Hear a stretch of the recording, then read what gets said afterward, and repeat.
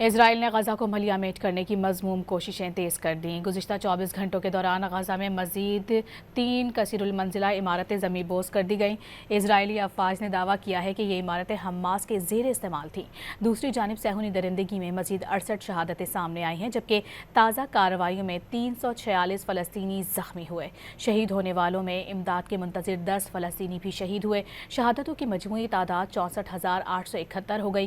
گزشتہ روز غذائی قلت سے بھی مزید 2 اموات ہوئی تھیں۔ اسرائیل نے غزہ کو ملیہ میٹ کرنے کی مذموم کوششیں تیز کر دیں۔ گزشتہ 24 گھنٹوں کے دوران غزہ میں مزید 3 کثیر المنزلہ عمارتیں زمین بوس کر دی گئیں۔